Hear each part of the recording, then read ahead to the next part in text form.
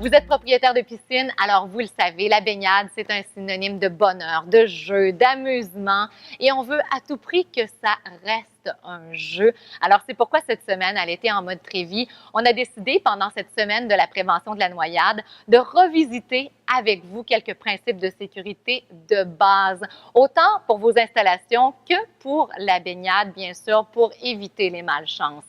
Alors, à commencer justement par vos installations, peut-être que ça fait un petit bout de temps que la piscine est installée. Alors, on pense que tout est toujours conforme, mais ce serait bon de jeter un œil.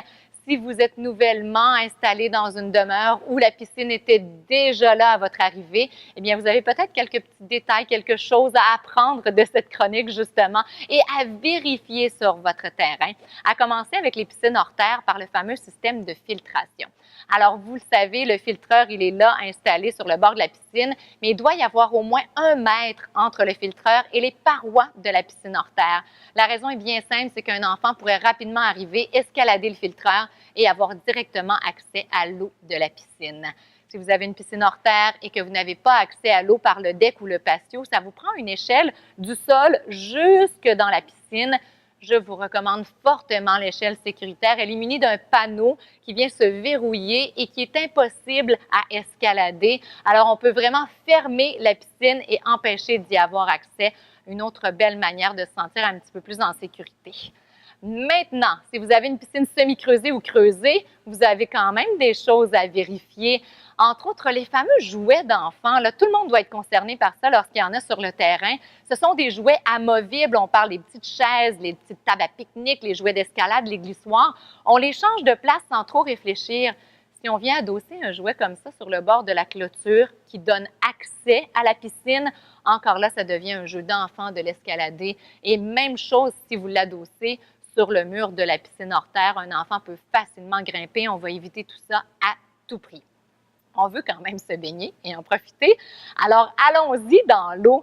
Si vous êtes la personne qui doit surveiller, d'abord, il faut savoir que tout passe par l'éducation de nos enfants. Alors, très, très jeune, apprenez aux enfants qu'on ne traverse pas la clôture sans papa, sans maman, sans un adulte responsable. Ça, c'est important, bien sûr, mais on y est. Alors, en tant qu'adulte, soyez prévoyants. Vous avez besoin de quoi sur le bord de la piscine? Un peu de lunch, votre téléphone cellulaire, peu importe, ayez tout ça à portée de main et vous serez disponible pour les enfants sans avoir à vous absenter.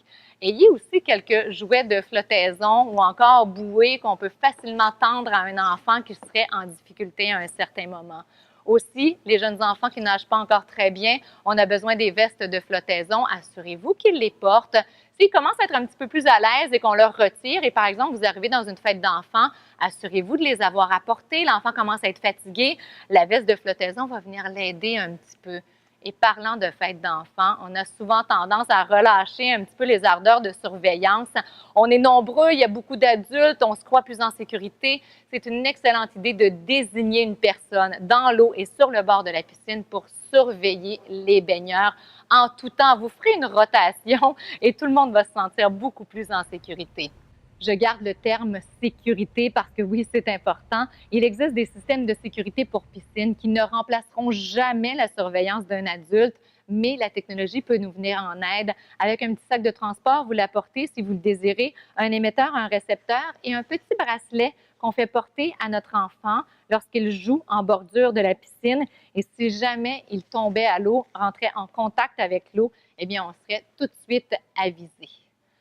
Chose importante, lorsque vous terminez votre baignade, les objets tels que les nouilles, les jouets flottants qu'on a laissés dans la piscine, on doit les retirer parce qu'encore là, ça devient un attrait pour les enfants qui auront envie à tout prix de retourner dans la piscine, coûte que coûte, en essayant de prendre tous les moyens possibles et impossibles.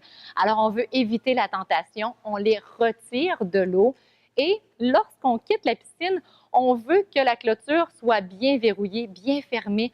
Alors, vérifiez vos loquets et munissez-vous aussi de portières qui se referment toutes seules avec les verrous à ressort, etc. Ça peut nous rendre un fier service.